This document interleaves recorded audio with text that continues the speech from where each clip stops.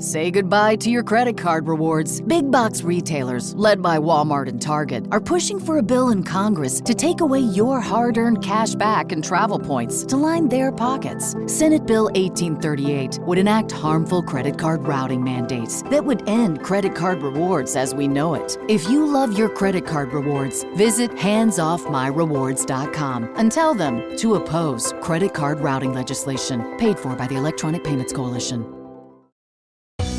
I know you love that DJ, so I bought us tickets for next week. Got you a coffee, oatmeal cappuccino, right? Your bookshelf. Wow. You've got a really, really great taste. Let's spend the day together. I've got it all planned out. Kindness. Now that's sexy. Try it for yourself with compliments. Now on Bumble.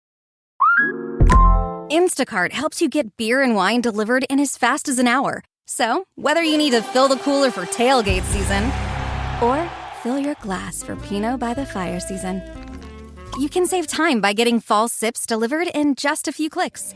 Visit instacart.com or download the app to get free delivery on your first 3 orders. Offer valid for a limited time. Minimum order $10. Additional terms apply. Must be 21 or over for alcohol delivery where available. Instacart.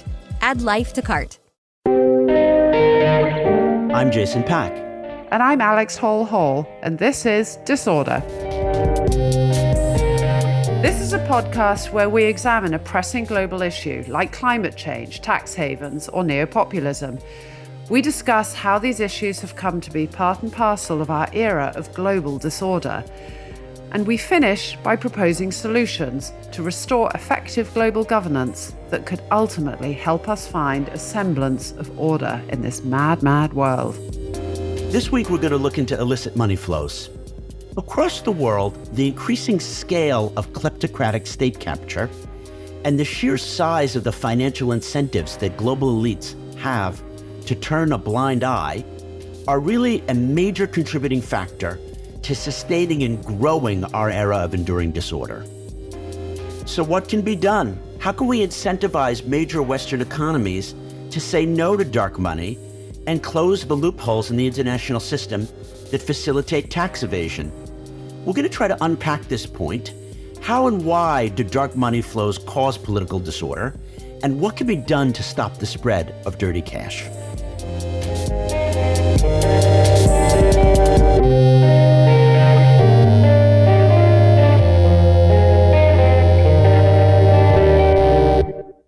Thank you, Jason, for that terrific introduction. This episode matters so much because it's not just about corruption in foreign countries. It's how these illicit financial flows are coming back to bite us in our own domestic political systems. In the 1990s, I used to work at the British Embassy in Washington on illicit financial flows, tax havens, money laundering in the British overseas territories in the Caribbean. And I used to cooperate with the American law enforcement agencies, and we used to spend a lot of time talking about these problems in the British overseas territories. And I always thought of that as just contributing to the global good and combating corruption. I didn't associate at that time how these problems would eventually come back to bite us. And that's what this episode is about. It's about how our own open economic markets, our own professional financial services have enabled illicit money to come into our own political systems. And the 2 interviews you're going to hear in this episode are truly shocking. Well put. It's about the blowback. We opened the windows to get a really nice breeze and to save money on the air conditioning, but the mosquitoes came in. The wind was fantastic and we're much more comfortable. The problem is we could have made a screen and then opened the windows. But now the mosquitoes are already in. It's much more complicated to get them out. And that's the crux of where we've gotten to with these neoliberal economic policies. The whole global system is essentially predicated on less and less regulation and cross-border flows. And I also didn't understand this when I was working in DC, Alex, because I was promoting the interests of major multinational companies when I was executive director of the U.S. Libya Business Association. And I would be banging on, why don't we force the Libyan central bank to be more transparent? Why don't we force them to have better reporting requirements? But now I get that it's not just Russian oligarchs and Equatorial Guinean dictators who are invested in this system. It's also Wall Street and K Street. And that didn't make sense to me initially, but it does now. Our vested actors want a similar system of these free flows. It suits them. It absolutely suits them. And as we're also going to be discussing during this episode, it's difficult to get global collective action on this. And Tena, our first guest, talks exactly about this being a systemic problem. And you can't just tackle individual ad hoc parts of it. We need to have a systemic strengthening of all the financial systems across the world. But the problem is countries are competing for this money. You know, countries are competing to lower their corporate tax rates or offer incentives for companies or businesses to come to their shores. And so there's kind of disincentives to create a level playing field, although there has been some encouraging action. In 2021, 130 countries did sign up to an agreement to establish a basic 15% minimum corporate tax rate. But even that, there's no guarantee that's going to eventually go through and hold. The enforcement is the issue there. But I think you sketched that really well, Alex. There's a race to the bottom dimension. People forget that under President Eisenhower, who was a Republican, taxes on corporate profits were 2 times as great as they were in 2017, and that the top marginal tax rate for individuals was nearly 90%. And in the UK, certainly under Attlee and right after the war, there were also high corporate taxes. Then there was a gradual race to the bottom, which began roughly in the Reagan-Thatcher years. And this race to the bottom dimension makes the global collective action that you sketched quite difficult. And I have a fear, which is that if we have a new Cold War with China and we have a hot war with Russia, it's very, very difficult to play ball with them on these issues. But Tena sketches out ways that, because people don't want to spend money in Russia and China, the EU, UK overseas territories as well, and the US and our overseas territories is actually enough. If we had the Western democracies on the same page here, we could make good inroads. All right, so why don't we get to that interview with Tena? She's been researching kleptocrats for years. In her role as research fellow at the Department of Politics and International Relations of the University of Oxford, she's been engaged with working out how to track illicit money and how it has become central to almost all politics in Eastern Europe. You kicked off this interview, Jason, by asking her about when finance really began to become deregulated. In a way, the seeds of this transformation were really there after the Second World War and in some ways also before. And that is to be linked with the end of the British Empire and what the British Empire was. I mean, in a way, with the biggest empire that ever was ending, Britain managed to reinvent itself in some way by using the networks provided by this empire and turning the main sense of it into a financial superpower, really. So while it was losing its status as a global superpower, it was transforming itself into a financial superpower of global proportions. And this really is, something that accompanied the development of this phenomenon that today we tend to define as kleptocracy. Yeah, so there were great hopes on the part of Western economists, generally called the Chicago School and associated with Milton Friedman. The idea that if we deregulated financial flows, we would generate more wealth. And that may have been true to some extent. But as we now know, much of the British and American populaces felt that they got the raw end of the stick, that it was the 1% who were benefiting from this increased growth. Yes, they may have had a rising tide slightly lifting their boats, but not as much as the cost of inflation. So do you have an example of when the neoliberal economic policies shifted for regular people from being a wealth-generating idea to being a destructive force? The whole of Eastern Europe really is a massive cautionary tale in that respect. The early 1990s were a period very messy, very disorderly, but at the same time, they were indeed a period of great optimism. There was this idea that all these principles that the Western world, representing the beacon of civilization, brought with itself to this post-communist countries, that if you were going through this list and you were checking this list, that everything will be fine. We're going to get more transparent societies, more equal societies, less corrupt societies, among other things. And yet we see 20, 30 years down the line, in many respects, we had some of the same leaders that were there during the 1990s still in power, or associates of these same leaders. We see that there is a very widespread perception that inequality didn't disappear. Quite on the contrary, that wealth inequality has gone up. And generally, there is this feeling of being let down. And I mean, another anecdote that relates to this notion of extreme wealth inequality and of how the elites of this world prey on their countries and their people is the beginning of the pandemic. In spring 2020, you had a situation in which in Nigeria, for instance, the Nigerian elites were no longer able to go to their doctors. Why? Because their doctors are all in London, in Paris, or in Geneva. Those who became rich because they were emptying the state coffers of their countries. The health systems of their countries were so inefficient, so poor, that they could not get their cures there. Karma struck back, but unfortunately not for so long. In a way, we're back where we were before the pandemic, also in that sense. I really like the concept you just mentioned about karma. The word I was looking for was blowback. Because if I understood correctly your opening remarks, you're saying it was the West, and in particular the UK, with the London as this financial centre. It was that decision to deregulate and to open our economies and have this financial boom that may have made us rich in the immediate term, but actually opened a channel for kleptocrats and illicit financial flows and dirty money to exploit that very deregulation. And now we're all experiencing the blowback from that.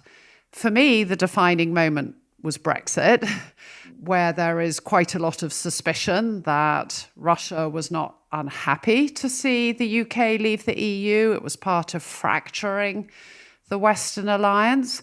So do you think we're now experiencing a form of blowback because of our decision to pursue these financial liberalization? Yeah, I think blowback is definitely a very good term in many respects. So yes, absolutely. I mean, pursuing this economic model in which finance was king made it so that the financial services and also a lot of other professional services in the UK were put at the service of money wherever it came from and whichever form it took. And in that sense, this deregulation, it became a snowball effect in which it became harder and harder to rein it back later on. Yeah.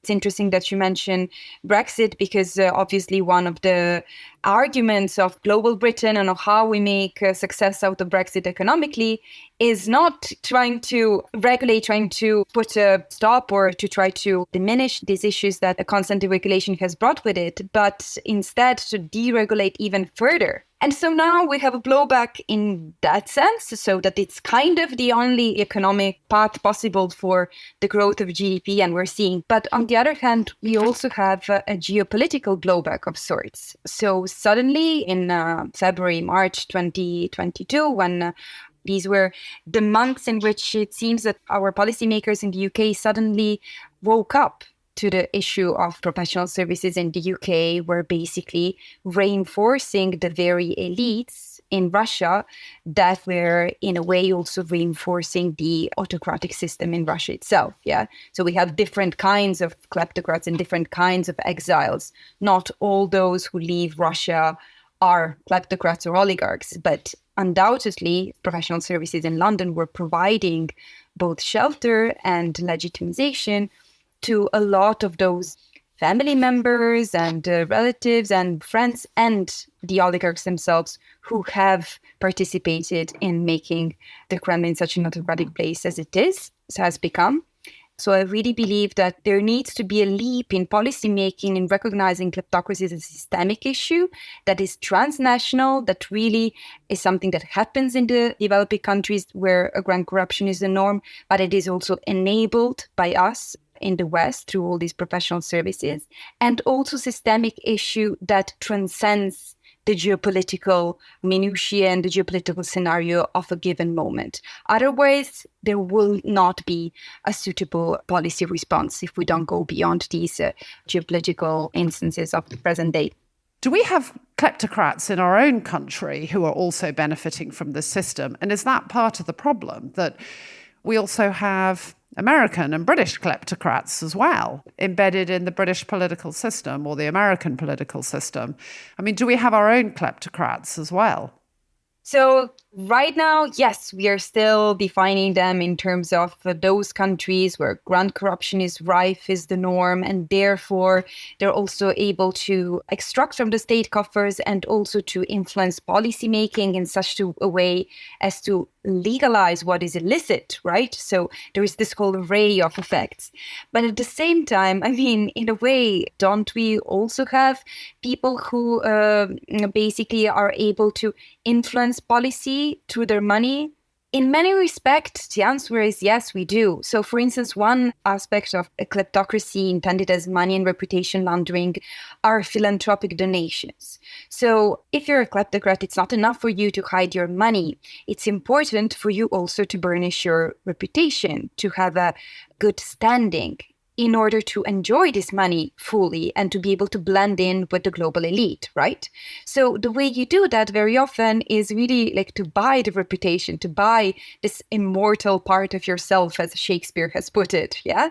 The philanthropic donations, for instance, to think tanks, charities, and universities are part of it. And of course, they're really problematic. They're 2 times, as problematic, because if you give money to institutions that produce research and they're used also to shape in some way the thinking of the publics and the policy making as well, they can also shape these narratives too. So it's problematic in many respects. We have been researching philanthropic donations from autocratic regimes, but at the same time, while we were speaking to the gift managers at universities and asking them about their procedures to vet donors and so on, we realized that it's not only those who are from developing countries, from autocratic regimes that are a problem. And very often we have people who are UK citizens or US citizens who are also part of this issue. One name that everybody will recognize immediately, for instance, is Jeffrey Epstein. Not so long ago, he gave very, very significant donations to a range of Ivy League schools. And for some time, his huge sins were forgotten. I think that if we dig in, we can learn what a kleptocrat is. A kleptocrat is someone who benefits from what had been formerly state assets or public individuals' assets and gains them at a cheaper price and somehow merely siphons off what had been either a formerly state asset or individual's assets. So what I want to draw out from you is, what is the essential meaning of kleptocracies and kleptocrats, given that we are in this deregulated global financial order? I think your phrase siphoning off funds is very apt, and I think that definitely goes within definition of what we think when we think of a kleptocrat. I would say that the modes by which this happened change across geographies and change across time. Privatization period that occurred in all the post-communist states and other states across the world, and that definitely was a moment in which the rules could have been gained in a very specific way, and when being close to power ensured you a lot of methods in order to get economic capital, right, out of your social capital, your connections, and your cultural capital. Then obviously, once you have this accumulation of capital, the initial one, it's easier to consolidate it later on.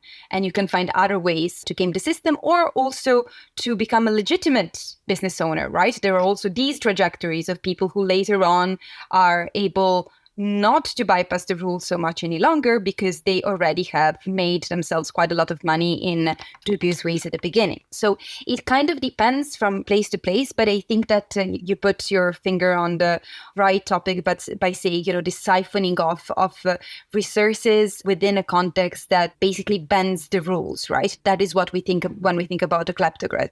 Could you explain a little bit more about how Russia has used illicit financial flows to advance its foreign policy?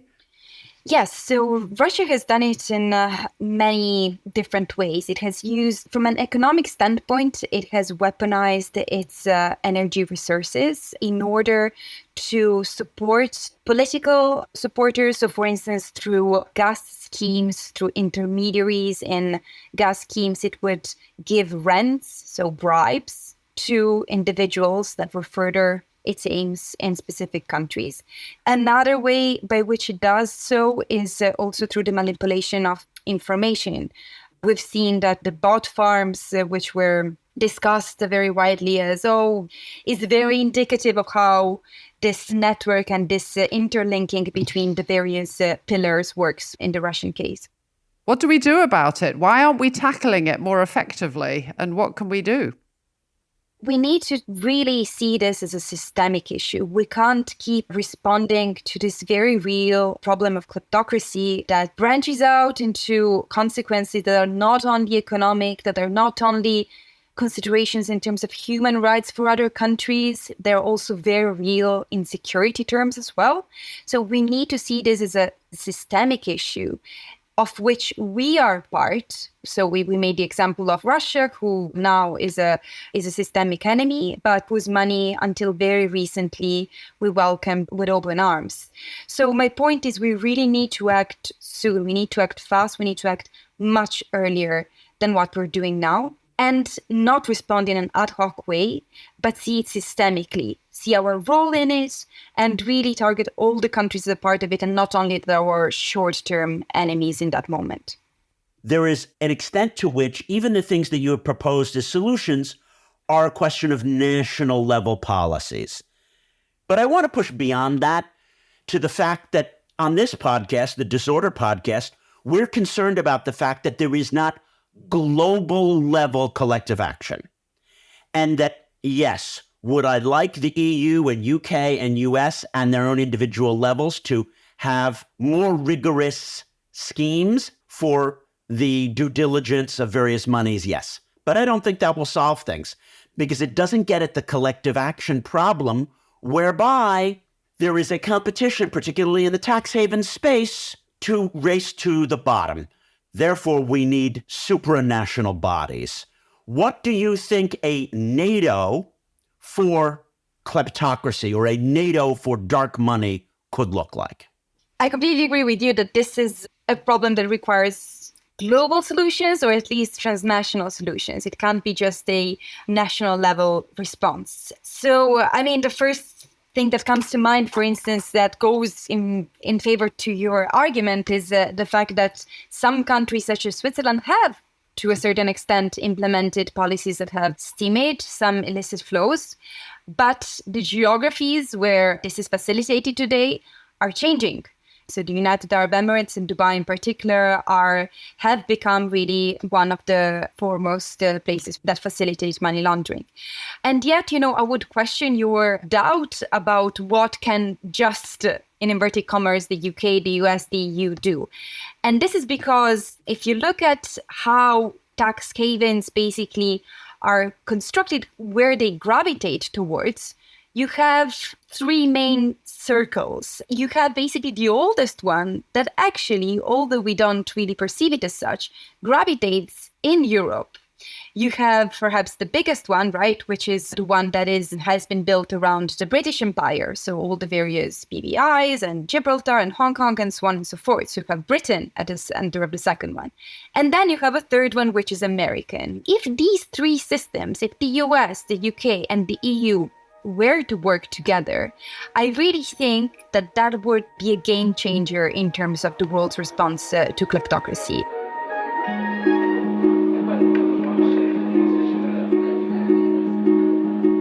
We're going to head to a short break now, but afterwards, we're going to hear more about how the UK itself has become a major player in the flow of dirty money. Say goodbye to your credit card rewards. Big box retailers, led by Walmart and Target, are pushing for a bill in Congress to take away your hard-earned cash back and travel points to line their pockets. Senate Bill 1838 would enact harmful credit card routing mandates that would end credit card rewards as we know it. If you love your credit card rewards, visit handsoffmyrewards.com and tell them to oppose credit card routing legislation paid for by the Electronic Payments Coalition. This episode is brought to you by Pete's. Few things start your day better than a good coffee. That's why Pete's hand roast their coffee from a specific selection of high-quality beans. And they don't just put those beans into anyone's hands. Pete's trains their roasters for 10,000 hours so they can master the roast that gives you the most. Pete's Coffee. Coffee for coffee people. Find Pete's online or at your local retailer. I know you love that DJ, so I bought us tickets for next week. Got you a coffee, oatmeal cappuccino, right? Your bookshelf. Wow. You've got a really, really great taste. Let's spend the day together. I've got it all planned out. Kindness. Now that's sexy. Try it for yourself with compliments. Now on Bumble. Welcome back. Tena has just explained how illicit financial flows are truly a multinational problem that can't be solved by the American president or the American Congress passing a law. It needs a global, big picture solution. We're going to dissect some of the possible ways that this can be done at the end of this week's show in our Ordering the Disorder segment. One thing I think our listeners may not have thought about is the fact that kleptocratic behavior isn't just reserved to Russia or Saudi Arabia or Nigeria. In other words, kleptocracy isn't just about, quote unquote, stealing the oil money. It's rife in the UK and the US too. And we all face what Alex has so elegantly termed blowback, which is how policies that were established for one thing, to make a buck for some bankers at Goldman Sachs, have these unintended consequences. Right. I mean, I do think that since the war in Ukraine, there has been a lot more scrutiny and far more awareness in the UK about the role of illicit money. I mean, it's not for nothing that London was called the London laundromat, but I think it has become a little bit more mainstream, and there has been some action taken to try and clamp down on the kind of oligarch money we've seen. But I think what Tena has helped unpack for us a little bit in her interview is how that Russian money, and it's not just Russian money, when we'll hear from our next interview, we'll talk about how other sources of money are now coming into the UK to replace the Russian money. So we've addressed one bit, but we haven't addressed the whole system. But what Tena talks about is this reputation laundering and this political influence buying, that when Russian oligarchs or oligarchs from other parts of the world come into the UK, they want to buy into our class system and our society. And they do that by buying access and influence through political donations, charitable donations, and then they can donate to think tanks, and think tanks produce research ideas. And those research ideas can end up influencing our political choices. So that is one very, very frightening aspect of this issue. So we've talked a lot about the big picture, whether it's reputation laundering or illicit financial flows. What about in your policy role when you were in Washington working on the treaties behind the scenes, or maybe when you were ambassador to Georgia? And this is a place where Russian oligarchic money, whether it's the Georgia Dream Party or elsewhere, is quite prominent. How did you experience these things? Well, I would say, like everything, now that I look back on my career, it has a surface level appearance and then an undercurrent appearance. So on the surface, as a British diplomat, we advocated for good governance, transparent business practices, anti-corruption practices. And every year, the Foreign Office would send guidance to embassies all around the world saying, as you support British businesses lobbying for business opportunities, it's against the law to offer bribes. It's against the law to indulge in corrupt practices. There was a very clear guidance, and I do not know of any diplomat that would turn a blind eye to that. That was genuine, and we would also lobby other countries to clean up their acts. However, here's the second side of the story. We also aggressively marketed the skills of British City of London services. Business advisors, consultancies, insurance brokers, deal makers. And that is where the illicit financial flows comes into it. Those services are geared at sort of legally allowing money to come into UK systems or to find safe havens. And it's like this grey area between tax avoidance and tax evasion. When does it cross from one to the other? But what about you, Jason?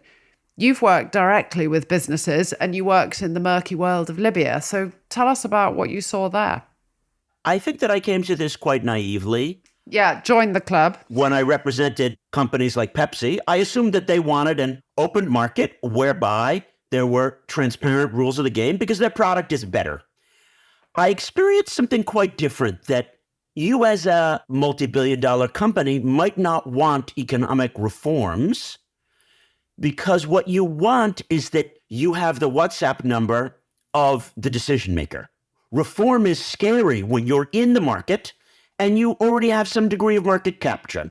So what we need is some regulation and structure. Just an unbridled free market doesn't produce even results. Yeah, we are, as Americans and Brits and Europeans, living in societies where value is placed on producing goods efficiently and effectively for the lowest cost in the best way.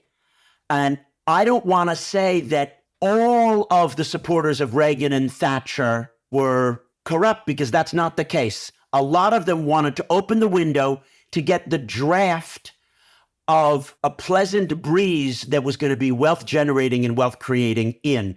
And then we've ended up with these mosquitoes that have come in. So to help us better understand how dark money is the mosquito that comes in when you try to have these open markets, let's turn to the author of Democracy for Sale, Dark Money and Dirty Politics, Peter Geoghegan.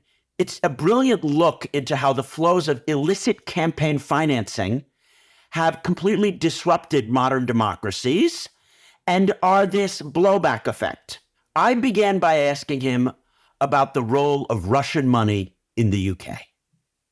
What's fascinating with that is it's a story that goes back to the 1990s. It goes back to this wave of inviting post-Soviet money into Britain, money from the collapsing industries and the privatization boom that took place in Russia. And the more money that came in, the more basically the system started to accommodate dirty money. And what you saw as political actors then, 25 years ago, British politicians didn't really get any money from Russian donors or Russian-connected donors. It wasn't part of the story of who funds politics. Fast forward 25 years and it's been a huge part of the story that funds politics. So the system itself then starts to accommodate around this dirty money. Throughout human history, money has always bought influence, and influence can be used to generate money. So am I right in saying that what's changed is that the big money, particularly in the UK political system, is not necessarily UK money? Yes, when you see a guy named Mansour, he may have British nationality now, but the money is Egyptian and some of the goals might be Egyptian. So am I right in saying that it wasn't foreign money and foreign agendas penetrating the US and the UK political systems in the 1980s? There's two aspects to this, and especially say in the British political system, it's not dissimilar to the US. The interesting thing about the British political system is that it's a lot less money. The US is running on much higher multipliers of money, which in some ways might make you think that the situation is more extreme and worrying in the US, but actually in the UK it means it's smaller amounts of money by access, so it's actually easier for new players to come in and buy access than it is in the US. But returning to that issue that you flag about foreign money, I think two things are going on. One is that you're right. You're seeing this huge, big rise in the number of people like Mohammed Mansour, you mentioned, who's the treasurer of the Conservative Party, a former minister under Hosni Mubarak's government in Egypt, a billionaire with massive business interests. He bought San Diego Football Club earlier in this year. So he's international, but very much of Egyptian. A lot of his big businesses are based in Egypt. And he is now the major donor to British politics. In 2023, he gave £5 million to the Conservative Party, which is the joint record for the biggest donation ever. And he says he's going to give more. There's every chance he will be the big funder of the Conservative Party in the next election. That's part of what's happening. So there's a kind of aspect of foreign money infiltrating our political system. But the second aspect of it too is what we've seen is, at least in Britain, a real shift in the nature of who gives money to political parties, especially the ruling Conservative Party. Traditionally, they were kind of corporations and kind of scions of industry, big business. There was money coming from the City of London, but it was often from like the big banks and people who worked in the big banks. The big shift you've seen, at least in Britain, is a move towards more and more hedge funds, people who run hedge funds giving money, big financiers, speculative capital. And speculative capital is less interested in nation state politics than it is in international, what's happening on an international scale. And what does it mean? It kind of means that you've got political parties that are not necessarily as interested in what's happening inside the country's borders as they are in where money can be made internationally. And one aspect that was interesting with the Brexit referendum was that a lot of hedge fund money funded the campaign for Brexit. And after Britain voted to leave the European Union, the kind of pro-EU money just disappeared from the Conservative Party and was replaced in large part by money from hedge funders, from speculative capital, who can often see returns even in the choppiest of markets. And sometimes actually volatility is actually good for hedge funds. What is of interest for these donors, whether they're hedge funders or foreign capital, is that it's often very different to what traditionally has been the interests of political party funders. You mentioned a point which those of us in the know, we've known for years, which is that UK politics is cheap. This always makes me wonder, great, you can run a political campaign to be prime minister in a key election year for less than £20 million. What is preventing a Labour leader from becoming a Bernie Sanders, outraising the Tory candidate by 5 times just through £10 donations? If you would just get 20 million Brits to give £10, that's £200 million. So I don't understand. Are Brits less charitable at the grassroots level than Americans? They don't have the cultural heritage of that. What can be done to change this perspective, which would defeat the problem? There isn't the same culture of giving. Money in politics in Britain is either on the left, traditionally it's been from the unions, and on the right, traditionally it's been from private donations. And there's been very little attempts actually to really harness grassroots people. I think it's fair to say it's interesting. I think, Jason, you've got the outsider's useful perspective on this, because there hasn't really been that says, look, if a million people gave £20 a year, you can count that in lattes. You know, in London, that's about the price of 6 or 7 lattes. I often look enviously at the United States, where I can look up a disclosure log in the United States and see who's given $5 almost to political parties. Whereas in the UK, we just don't have that. The ceiling for declarations is $7,500 to party, so which in the US it's much lower. So there's a kind of quid pro quo that we've never done in Britain. So we've never done this kind of like, look, we'll open our politics to mass movements. Instead, it seems to always be around private money and trying to attract in private money. That system seems prone to disorder. How can there be no registration process? Because it means anyone can buy any media service, and we don't know who people are really acting for in the advocacy domain. It's a huge issue, and as a journalist, I love the fact that I can search what's happening in the US very easily. I can search disclosure logs really easy. The US is great.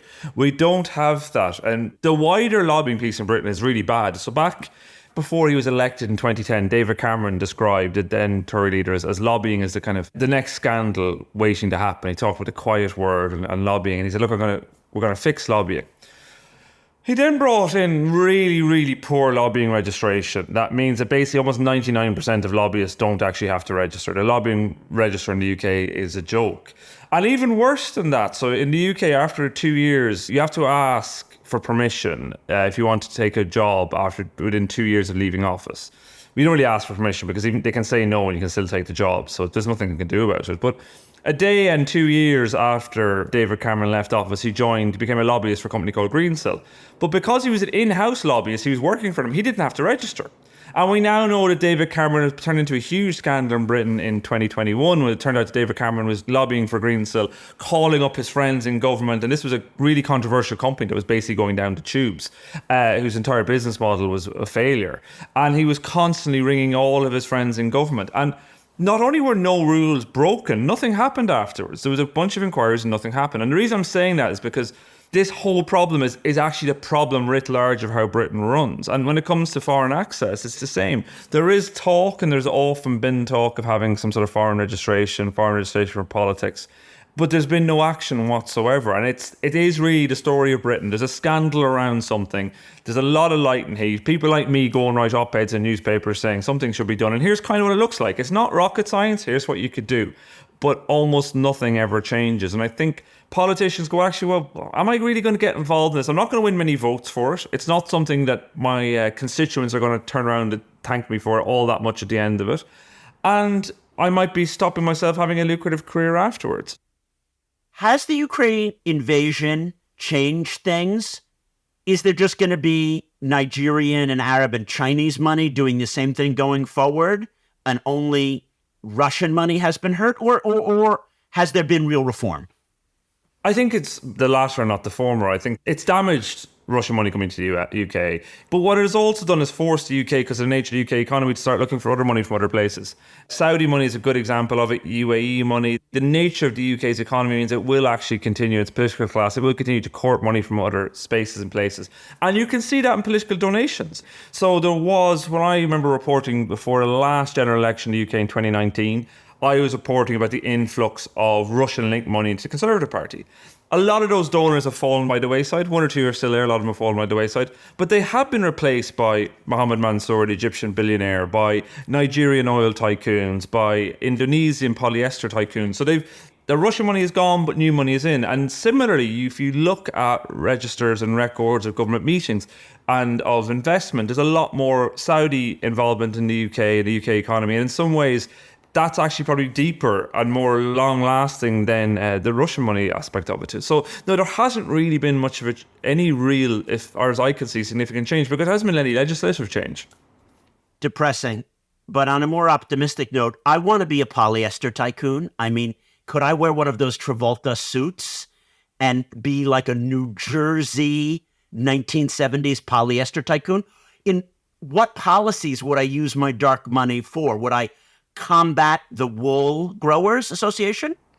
Well, interestingly, on polyester and its role in dark money, Richard Fink, who was basically the consigliere of the Koch brothers, the famous Koch brothers who spent billions influencing American politics, he first got to meet them. He went to Wichita in Kansas, where the Koch brothers, that was their power base, in the late 70s, wearing a very nashy Saturday Night Fever style polyester suit. And Fink managed to get them. He had this idea of how you could influence the structure of politics by, almost in a Steve Bannon way, influencing culture institutions, influencing think tanks and universities. So polyester has a role in the dark money story. And what would you want to do with it? I think sometimes people mistake the relationship between political donations and outworkings. Some people give money to politicians because they want a particular policy. It's not unsurprising in the UK, property developers have always been big donors to the Conservative Party, because all it takes is a few little rule changes here and there, especially at the local level, to make big change, to make big money. But as I was saying, I think there's a lot more where you're talking about international capital. It's often a lot less about small policy change and more about being in rooms. It's more about having access. And sometimes it's just about knowing you've got that access to power. And that access to power being part of almost your own self-image. There's a lot going on. There's a lot that's not necessarily always one-to-one transactional between political parties and political donations and individuals. My personal experience backs up that analysis. When I ran the U.S. Libya Business Association in D.C., I had the incorrect idea that I would be helping the companies I represented make money. And I had no problem with that because I think that the services that they provided in Libya would be useful for the Libyan people. What I had a problem with was that they didn't want to make money. They wanted to block new entrants. In other words, we have this choice deal, or let's not have a trade mission to Libya because then more companies would get to meet the Libyan leaders. And that was why I resigned over governance issues, when I found out that really at the fundamental level, a lot of what the enduring disorder is about and dark money is about is blocking. And it isn't a free market. I mean, I'm not on the hardcore right, but I'm a capitalist. I'm not a socialist. I want a market whereby people try to make better services and sell their services. What's so surprising is that these supposed neoliberal capitalists are actually about market capture. So let's get to the who's to blame, because we've mentioned that the dark money and the polyester tycoons of this universe may not be throwing around their billions in the ways that you might imagine. Now, who benefits from allowing this corrupt system to endure? I would say it's not necessarily people who are just trying to make a buck, but it's disorderers, neopopulists. In your work, how have you uncovered these people? What is their agenda? And how do we, as the regular people of this world, suffer from the dominance of that class? I think that is what you're talking about with this. That is the dominant class within this. And to give one example, it was interesting for the United Kingdom in 2022, Liz Truss somehow became the Prime Minister of the United Kingdom. As soon as she became the Prime Minister, people who'd never seen Liz Truss before saw her and went, how in the name of all that is holy is that person the Prime Minister of the United Kingdom? She cannot string a sentence together. What she says is incoherent. She can't answer basic questions. You know, I have seen more impressive people sitting behind the checkout in my local Tesco. Like, how she got there? And what was fascinating was, you know, a lot of the think tanks I'd written about, from Tufton Street, the Institute of Economic Affairs, the policy exchanges of this world, had been boostering her for a very, very, very long time. And similarly been very influential on the backbenches on the right of the Conservative Party. And this is the story that's kind of writ large. You're talking about people who are pursuing policies that are not very popular. And so you can't get there in the great marketplace of ideas, which is also one of these great ironies. You know, the marketplace of ideas doesn't really have a space for these ideas. So what you have to do is get access, keep the rigged systems that exist, the systems that are broken, you have to keep them in place. You have to do everything you can to not change those systems. And often it requires relying on the most bizarre arguments where, you know, we couldn't possibly declare the donors to think tanks because they would be under threat from violence. It's like, what, based on what? Political donors they're declared, there's no violence against them. That makes no sense. But you don't have to make sense in that marketplace. I think that's what you're seeing. There is definitely, I think it is fascinating. There is a class of people. And it's also worth remembering that there's only a specific class of people who understand and have seen how this world works. There's lots of people who make loads of money in business and don't go near any of this, partly because they don't like the stink of it, but also they don't understand that they're not part of that set. For whatever reason, they don't get involved. So it's a subset of a subset who are creating this very closed political economy. And that's one of the issues with this. The political economy of the economy of politics is very small. It's very small. It's only a certain amount of money that's been chased around it.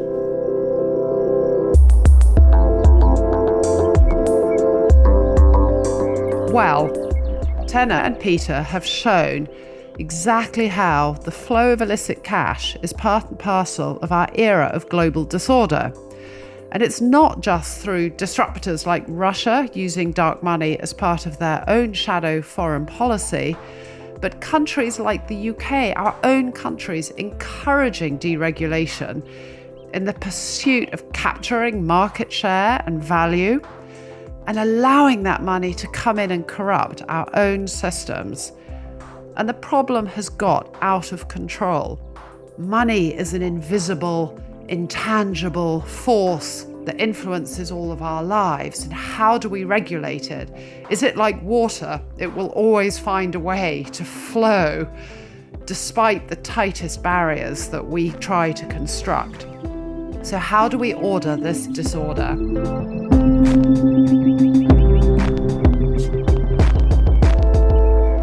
To me, one of the most shocking, astonishing things is that donations to political parties in the UK are not fully transparent. The other aspect of the UK that really frightens me is the connections between the media barons, the political circles, and the financiers. These cozy clubs, these cash for peerages. That is another area where there is just not enough transparency. We need to open that up. I find it really frightening.